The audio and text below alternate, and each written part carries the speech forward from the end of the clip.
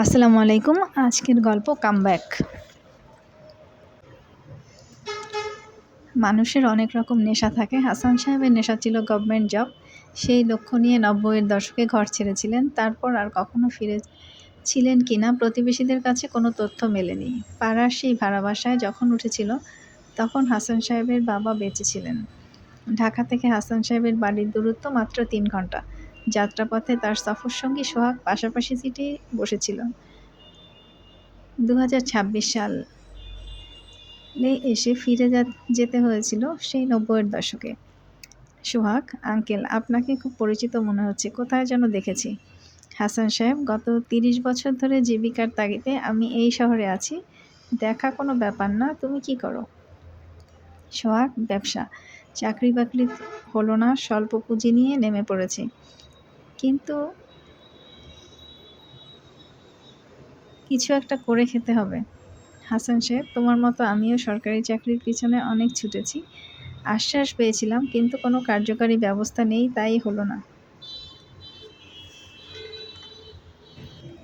আমি পারিনি, কিন্তু আমার বাচ্চা পেরেছে, সেজন্য বাড়ি যাচ্ছি। সোহাগ, আঙ্কেল, আপনার বাড়ি কি সদরের মধ্যে?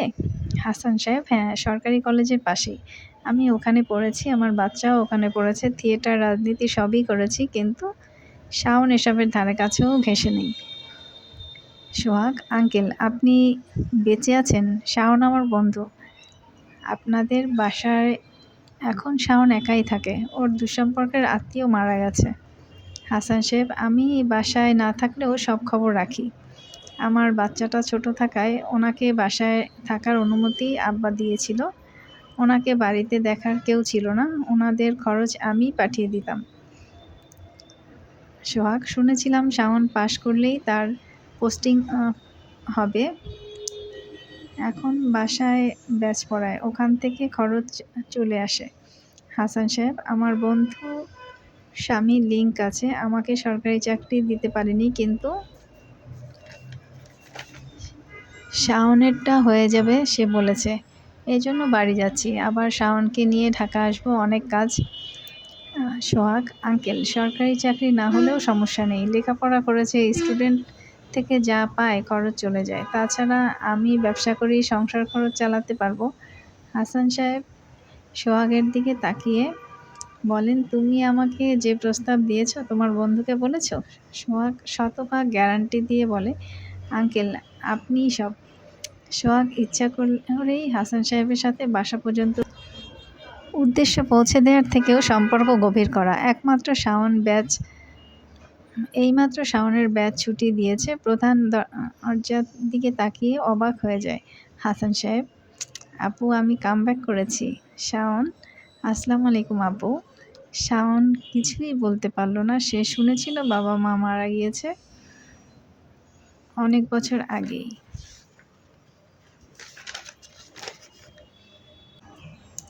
সেখানে এত বছর পর বাবাকে দেখা মানে সপ্তম আশ্চর্য। বেশ কিছুদিন ধরে হাসান সাহেব বাসায় এসছেন।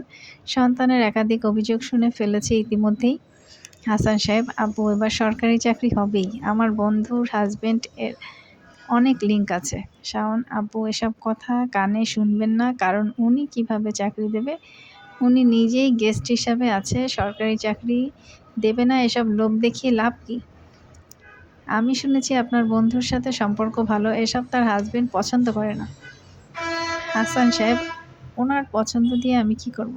শাওন, ওনার চিন্তা আপনার নেই, এজন্যই বাস খেয়েছি আমি। আপনাকে বাড়ির সম্পর্কে কিছু তথ্য দিয়ে রাখি, আমি না বললে জানবেন কিভাবে। রাত 11টার পরে সিঁড়ির আলো নিভিয়ে দেয় আপনার প্রতিবেশী আত্মীয়। এরপর নিয়মিত কুফরি কালাম দিয়ে ভয় দেখানো হয়, যাতে আমি বাড়ি ছেড়ে দিই। আমার পাওনা বুঝে পেলে বাসা পরিবর্তন করতে সমস্যা নেই। এমনিতেও স্টুডেন্টদের জন্য বড় স্পেস দরকার, ওরা বসবে কোথায়? আমার রুটি-রুজি বন্ধ করে দিলে চলবে না।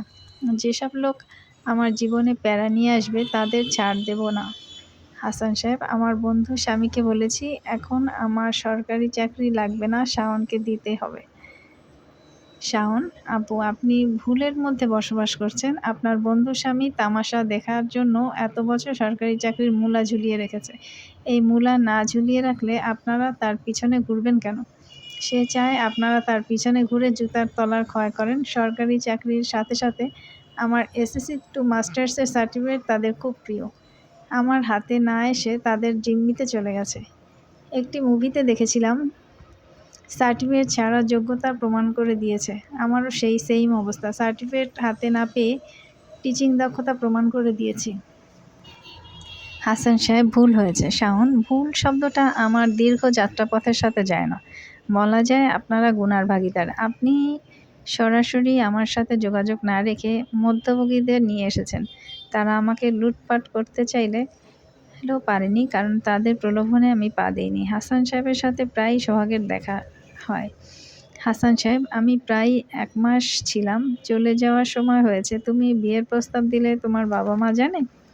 সোহাগ: তাদের কাছে বলিনি আঙ্কেল।